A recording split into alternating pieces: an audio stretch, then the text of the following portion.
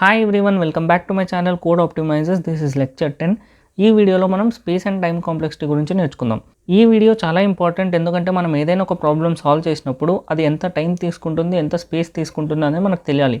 ఎందుకంటే టైం విషయానికి వస్తే తక్కువ టైం తీసుకోవాలి, అండ్ దెన్ స్పేస్ విషయానికి వస్తే తక్కువ స్పేస్ తీసుకోవాలి.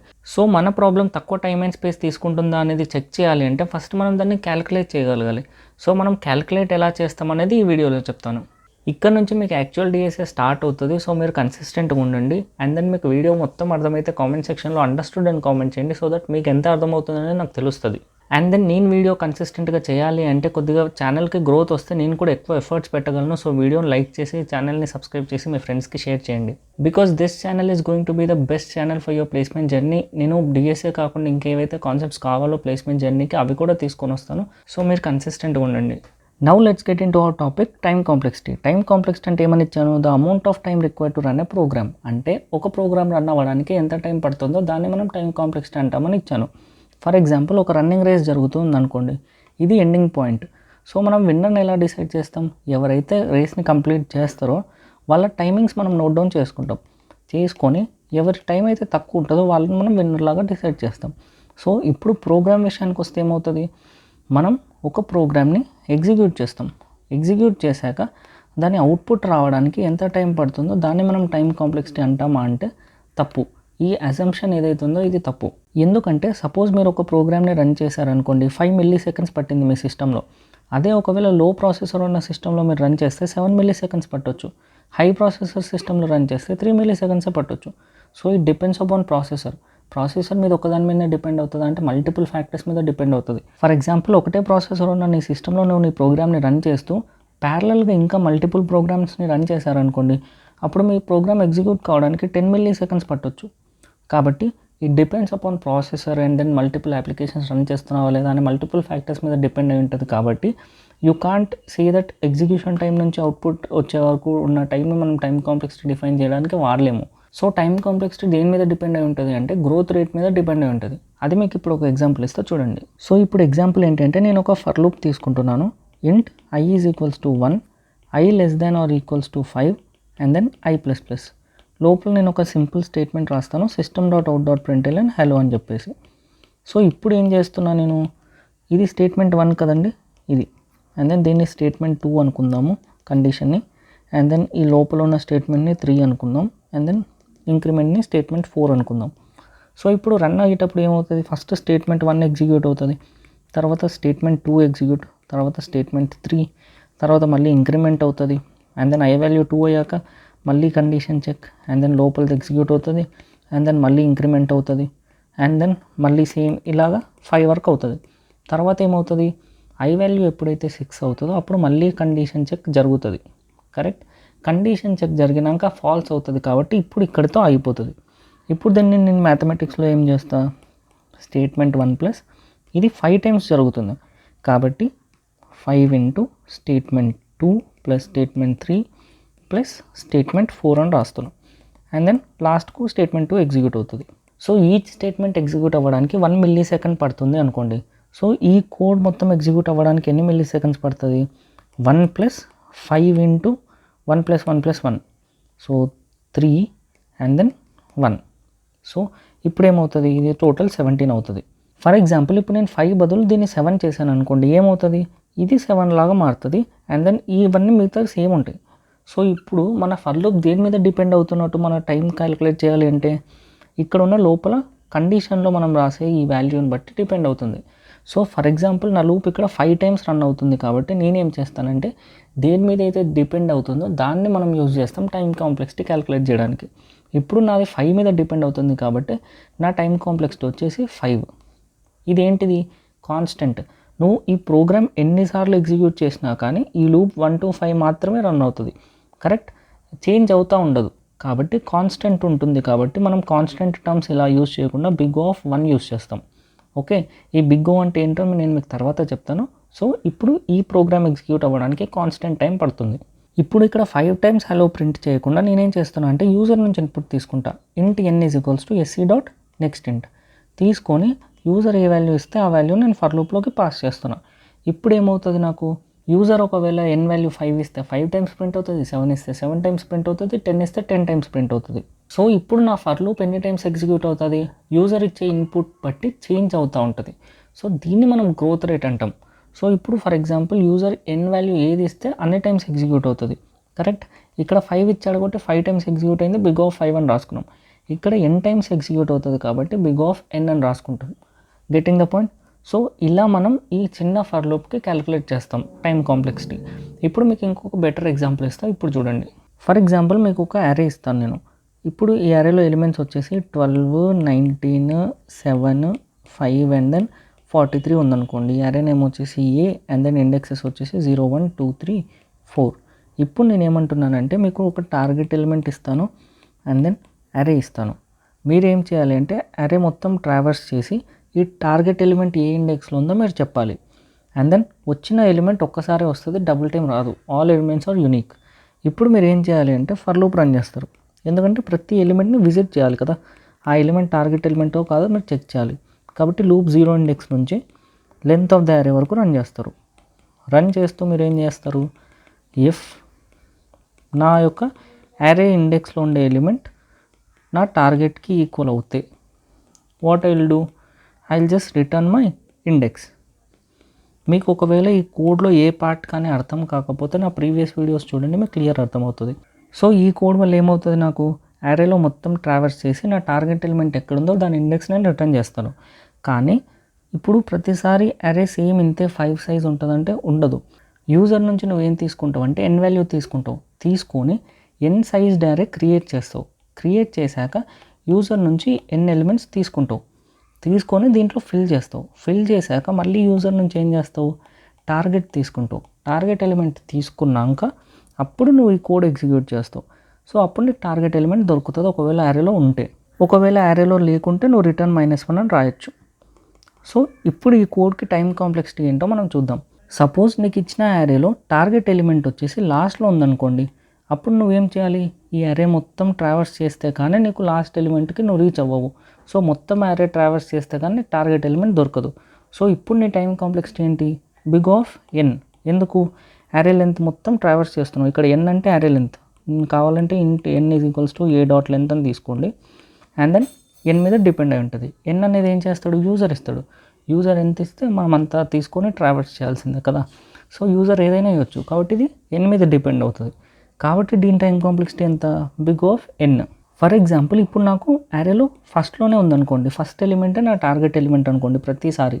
అప్పుడు నువ్వు ఏం చేయాలి, మొత్తం ట్రావర్స్ చేయాల్సిన అవసరం లేదు కదా, నీకు ఫస్ట్లోనే ఉంటుంది. కాబట్టి నువ్వు డైరెక్ట్ రిటర్న్ ఏం చేయొచ్చు, a ఆఫ్ 0ని రిటర్న్ చేయొచ్చు. Getting the point. ఇక్కడ నువ్వు మొత్తం అరేని ట్రావర్స్ చేయనవసరం లేదు, ప్రతిసారి సింగిల్ స్టేట్మెంట్ ఎగ్జిక్యూట్ చేస్తే సరిపోతుంది.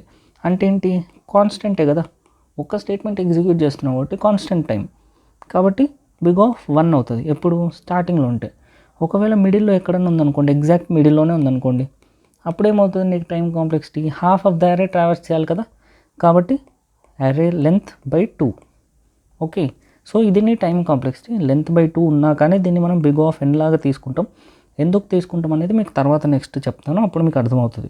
ఈ 3 టైం కాంప్లెక్సిటీస్ అబ్జర్వ్ చేస్తే సేమ్ కోడ్కి సంబంధించినవే, కానీ 3 ఎందుకు వచ్చాయి, ఒకటే కదా రావాల్సింది. సో ఇక్కడ మీరు ఇది అబ్జర్వ్ చేస్తే ఏంటి అంటే, మన అరేలో ఫస్ట్ ఎలిమెంటే మనకు కావాల్సిన టార్గెట్ ఎలిమెంట్ అని తీసుకుంటున్నాం. అంటే ఏంటి, ప్రతిసారి మనకు స్టార్టింగ్లోనే దొరికేస్తుంది. So this is the best case. And then next ఏంటి, బిగ్ ఆఫ్ n అంటే లాస్ట్లో మనకు దొరుకుతుంది. లాస్ట్లో దొరుకుతుంది కాబట్టి ఇదేంటిది, వర్స్ట్ కేస్. మనకు వర్స్ట్ కేస్లో లాస్ట్లో ఉంటుంది. Getting the point. అండ్ ఇదేంటి, అరేలో మధ్యలో ఉంటుంది. So this is average case. మనం ఈ average case, worst case, best case అనేది ఏసిమ్ప్టోటిక్ నోటేషన్స్ యూజ్ చేసి రిప్రజెంట్ చేస్తాం. సో ఏసిమ్ప్టోటిక్ నోటేషన్స్లో బిగ్ O అనేది ఒకటి, and then we have omega, we have theta. Omega మనం బెస్ట్ కేస్కి యూజ్ చేస్తాము, తీటా మనం వర్స్ట్ కేస్కి యూజ్ చేస్తాం. సో ఇప్పుడు ఒమేగా 1 అని రిప్రజెంట్ చేయాలి దీన్ని, బిగ్ ఆఫ్ 1 కాదు, ఎందుకంటే ఇది బెస్ట్ కేస్ కాబట్టి. అండ్ దెన్ ఇది యావరేజ్ కేస్ కాబట్టి తీటా ఆఫ్ n అని రిప్రజెంట్ చేయాలి. And then this is big of n. ఇప్పుడు మనం జనరల్గా ప్రాబ్లమ్ సాల్వింగ్కి ఎలా క్యాలిక్యులేట్ చేస్తాం అనేది మీకు చెప్తా చూడండి. ఫర్ లూప్ యూజ్ చేసాము, ఇంట్ ఏం చేసాము మనం, 1 నుంచి i <= 5 i++. ఇలా మనం ఒక లూప్ రన్ చేసామనుకోండి, లోపల system.out ఏదో ఒకటి రాసాము. దీని టైం కాంప్లెక్సిటీ ఏమవుతుంది, బిగ్ ఆఫ్ 1. ఎందుకు, కాన్స్టెంట్ టైమ్స్ ఎగ్జిక్యూట్ అవుతుంది కాబట్టి ఈ ఫర్ లూప్ ఎన్ని టైమ్స్ ఎగ్జిక్యూట్ అవుతుంది, లైక్ లోపల స్టేట్మెంట్ 5 టైమ్స్ ఎగ్జిక్యూట్ అవుతుంది. అండ్ దెన్ ఇది ఫర్ లూప్ ఇంకొకటి రాశాను, i ఈజ్ ఈక్వల్స్ టు 1 నుంచి i less than or equals to 5 రాస్తున్నాం మళ్ళీ సేమ్. అండ్ దెన్ లోపల same system dot out dot ఏదో ఒకటి ఉంది. ఇప్పుడు దీని టైం కాంప్లెక్సిటీ ఎంత, బిగ్ ఆఫ్ 1. లోపల ఉన్న స్టేట్మెంట్స్ ఎన్ని టైమ్స్ ఎగ్జిక్యూట్ అవుతాయి, 5 టైమ్స్. సో లోపల ఉన్న స్టేట్మెంట్స్ ఓవరాల్ ఎన్ని టైమ్స్ ఎగ్జిక్యూట్ అవుతుంది, 5 + 5 10 కదా. సో ఇక్కడ ఉన్నది 5 టైమ్స్, ఇక్కడ ఉన్నది 5 టైమ్స్ ప్రింట్ అవుతుంది. So total 10 times. Getting the point. ఇప్పుడు ఇక్కడ 5 టైమ్స్ కాకుండా n టైమ్స్ రన్ అవుతుంది, కింద లూప్ కూడా n టైమ్స్ రన్ అవుతుంది అనుకోండి. ఇప్పుడు దీని టైం కాంప్లెక్సిటీ ఎంత, బిగ్ ఆఫ్ n. దీని time complexity big of n. ఇప్పుడు మీరు ఏం చేస్తారు, దీన్ని యాడే కదా చేయాల్సింది. ఎందుకు, ఇక్కడ లోపల ఉన్నది 5 టైమ్స్, లోపల ఉన్నది 5 టైమ్స్ ఎగ్జిక్యూట్ అయింది. ఇప్పుడు లోపల ఉన్నది n టైమ్స్ ఎగ్జిక్యూట్ అవుతుంది, n టైమ్స్ ఎగ్జిక్యూట్ అవుతుంది. సో 2n కదా. సో దీని టైం కాంప్లెక్సిటీ వచ్చేసి బిగ్ ఆఫ్ 2n. ఓకే, ఇలా మనకు నెంబర్స్ ఉన్నప్పుడు మనం ఏం చేస్తామని చెప్తా చూడండి. సపోజ్ ఇలా 2n ఉంటే మనం ఎలా క్యాలిక్యులేట్ చేస్తామంటే 2n తీసుకొని 2ని ఇగ్నోర్ చేస్తాం, ఎందుకంటే అది కాన్స్టెంట్ కాబట్టి. వేరియబుల్ ఏది n కాబట్టి n మీద డిపెండ్ అయి ఉంటుంది కాబట్టి బిగ్ ఆఫ్ n అని తీసుకుంటాం. సేమ్ గోస్, ఒకవేళ మనకు 3n² + 2n + 1 ఉందనుకోండి, మనం ఏం చేస్తాము, ఇది కన్సిడర్ చేస్తాం. ఎందుకు, ఇది హైయెస్ట్ డిగ్రీ కాబట్టి. మిగతా అదంతా ఇగ్నోర్ చేస్తాం. దీంట్లో 3ని కూడా ఇగ్నోర్ చేస్తాం, కాన్స్టెంట్ కాబట్టి. సో టైం కాంప్లెక్సిటీ వచ్చేసి బిగ్ ఆఫ్ n². మీకు ఇప్పుడు ఒకటి టాస్క్ ఇస్తా, అది మీరు కామెంట్ సెక్షన్లో కామెంట్ చేయండి. Suppose for example 4n⁴ + 3n² + 2 అని ఉందనుకోండి, దీని యొక్క టైం కాంప్లెక్సిటీ ఎంతనో మీరు కామెంట్ సెక్షన్లో కామెంట్ చేయండి, అప్పుడు మీకు క్లియర్గా అర్థమైనట్టు. ఇప్పుడు నేను ఏం చేస్తున్నానంటే సేమ్ ఒక ఫర్ లూప్ తీసుకుంటున్నాను. int i is equals to 1 నుంచి i less than or equals to 5 and then i++. లోపల నేను ఏం చేస్తున్నాను, ఇంకొక ఫర్ లూప్ తీసుకొని int j is equals to 1, j less than or equals to 5 and then j++. దీని లోపల నేను ఏం రాస్తున్నానంటే system dot out dot print LN hello అని రాస్తున్నాను. ఇప్పుడు నాకు హలో అనేది ఎన్ని టైమ్స్ ప్రింట్ అవుతుంది, 25 టైమ్స్ ప్రింట్ అవుతుంది. ఎందుకు, i వాల్యూ 1 ఉన్నప్పుడు j వాల్యూ 1 to 5 వరకు రన్ అవుతుంది. i వాల్యూ 2 వచ్చినప్పుడు j value 1 to 5, i value 3 వచ్చినప్పుడు 1 to 5, 4 వచ్చినప్పుడు 1 to 5, 5 వచ్చినప్పుడు 1 to 5. సో 5 + 5 + 5 + 5 + 5 25 టైమ్స్ ఎగ్జిక్యూట్ అవుతుంది. సో ఇలా లూప్ లోపల లూప్ ఉంటే ఏమవుతుంది, మనం E5 × E5 మల్టిప్లై చేస్తున్నాం, కరెక్ట్. సపోజ్ ఇక్కడ n ఉంది, ఇక్కడ n ఉంది. సో టైం కాంప్లెక్సిటీ ఏమవుతుంది, n × n కదా. సో n² అవుతుంది. Getting the point. ఇలాక 5 ఉంది, 5 మల్టిప్లై చేస్తే 25, అందుకని 25 టైమ్స్ ఎగ్జిక్యూట్ అయింది. Getting the point. దీని టైం కాంప్లెక్సిటీ ఏమవుతుంది, బిగ్ ఆఫ్ n². నేను ఇప్పుడు ఇంకా కోడ్ యాడ్ చేస్తున్నాను. ఫర్ లూప్ 1 to n వరకు లూప్ రన్ అవుతుంది. నేనేం చేస్తున్నాను, system dot out dot print LN hello అని ప్రింట్ చేస్తున్నాను అనుకోండి. ఇప్పుడు ఈ లూప్ ఎన్ని టైమ్స్ రన్ అవుతుంది, సింగిల్ ఫర్ లూప్ కాబట్టి బిగ్ ఆఫ్ n టైమ్స్. అంటే ఇప్పుడు ఈ రెండింటిని యాడ్ చేస్తాం కదా, సేమ్ లెవెల్లో ఉన్నాయి కాబట్టి. సో n² + n నా టైం కాంప్లెక్సిటీ. ఇప్పుడు దీంట్లో హైయెస్ట్ డిగ్రీ n² కాబట్టి నేను n² తీసుకుంటా, కాన్స్టెంట్ ఏం లేదు కాబట్టి నా టోటల్ టైం కాంప్లెక్సిటీ వచ్చేసి big of n². So time complexity ఎప్పుడు n-లోనే n²లోనే ఉంటుంది అంటే అలా ఉండదండి.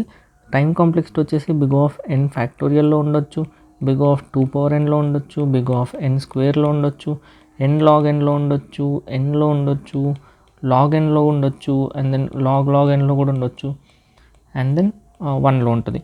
సో ఇప్పుడు దీంట్లో ఏది బెస్ట్ ఏది వర్స్ట్ అంటే ఇది వర్స్ట్, ఇది బెస్ట్. సో ఇప్పుడు మీకు ఒకవేళ 2 సొల్యూషన్స్ ఉన్నాయండి ఒకటే ప్రాబ్లమ్కి, ఒకటి n²లో ఉంది, ఒకటి log nలో ఉంది. ఏ దానికి వెళ్ళాలి, మీరు log nకి వెళ్ళాలి, ఎందుకంటే ఇది ఆర్డర్, ఇది వర్స్ట్, ఇది బెస్ట్ కాబట్టి మనం ఇప్పుడు బెస్ట్ సొల్యూషన్కి వెళ్ళాలి. So this is it regarding time complexity. ఇంతకంటే ఎక్కువ కూడా ఉంటుంది, లైక్ గ్రోత్ రేట్ మీద గ్రాఫ్స్ ఉండడము, అండ్ దెన్ ఏసిమ్ప్టోటిక్ నోటేషన్స్ మీద ప్రాపర్టీస్ ఉండడం. బట్ అవన్నీ ఈ మూమెంట్ ఆఫ్ టైంకి అవసరం లేదు. ఇంతవరకు టైం కాంప్లెక్సిటీ అర్థమైతే సరిపోతుంది. Now let us discuss about space complexity. Space complexity గురించి పెద్దగా ఏమి ఉండదు, ఇట్స్ వెరీ ఈజీ. ఇక్కడ ఏమని ఇచ్చాడు, the amount of space required to run a program అని మనం నేర్చుకుంటాం. But this is wrong definition. ఇక్కడ స్పేస్ కాదు, ఎక్స్ట్రా స్పేస్. మనం ఎక్స్ట్రా స్పేస్ తీసుకుంటేనే కన్సిడర్ చేస్తాం. ఫర్ ఎగ్జాంపుల్ మనకు ఒక అరే ఉందనుకోండి, 10, 20, 30, 40, 50. ఇది ఏ అరే అనుకోండి. మనం నిన్న తీసుకున్న ఎగ్జాంపుల్లో చూద్దాం. రివర్స్ అనే అరే చేసాం కదా. సో ఇప్పుడు మనం ఏం చేసాం, నిన్న ఎక్స్ట్రా స్పేస్ తీసుకున్నాం. సో ఎక్స్ట్రా స్పేస్ ఎంత తీసుకున్నాం, ఈ సైజ్ ఎంత ఉంటే అంత తీసుకున్నాం. దీని సైజ్ డిఫైన్డా కాదు. దీని సైజ్ ఒకవేళ ఎప్పుడు 5 ఉంటే మనం అంతే 5 తీసుకుంటాం కాబట్టి బిగ్ ఆఫ్ 5 అవుతుంది దీని స్పేస్. కానీ బిగ్ ఆఫ్ 5 అంటే బిగ్ ఆఫ్ 1 కాన్స్టెంట్ కాబట్టి. బట్ ఇక్కడ సైజ్ మారుతూ ఉంటుంది. ఎందుకు? యూజర్ ఎంత ఇస్తే అంత సైజ్ మనం అరే క్రియేట్ చేస్తాం కాబట్టి. యూజర్ ఒకవేళ n సైజ్డ్ అరే ఇస్తే మనం n sized extra space create చేసుకుంటున్నాం కాబట్టి space complexity big of n అవుతుంది. For example sum of 2 numbers తీసుకుంటున్నాం అనుకోండి. ఇంట్ a ఈజ్ ఈక్వల్స్ టు 10 ఉందనుకోండి, ఇంట్ b ఈజ్ ఈక్వల్స్ టు 15 ఉంది. మనం ఇప్పుడు ఇంట్ c అని ఒక ఎక్స్ట్రా స్పేస్ తీసుకొని a ప్లస్ bని స్టోర్ చేస్తున్నాం కదా. ఇలా వేరియబుల్స్కి మాత్రం కాన్స్టెంట్ స్పేసే ఉంటుంది.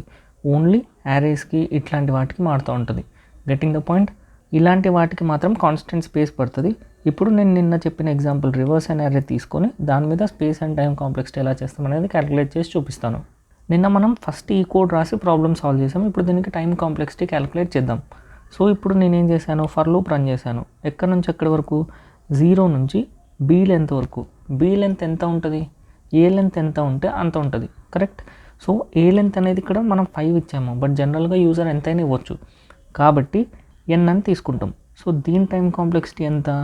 Big of n. Correct? And then ఇది ఎంతవరకు రన్ అవుతుంది? ఇది 0 నుంచి లెంత్ వరకు ట్రావర్స్ అవుతుంది. కరెక్ట్? కండిషన్ ఇదే కదా. సో లెంత్ ఎంత ఉంటుంది? సేమ్ యూజర్ ఇచ్చేంతే ఉంటుంది కాబట్టి ఇది కూడా బిగ్ ఆఫ్ n. ఇప్పుడు ఏమవుతుంది? దీని టైం కాంప్లెక్సిటీ వచ్చేసి బిగ్ ఆఫ్ 2n. కరెక్ట్? అంటే బిగ్ ఆఫ్ n. ఎందుకు? మనం కాన్స్టెంట్ తీసేస్తాం కాబట్టి. అండ్ దెన్ స్పేస్ కాంప్లెక్సిటీకి వస్తే ఎంత పడుతుంది?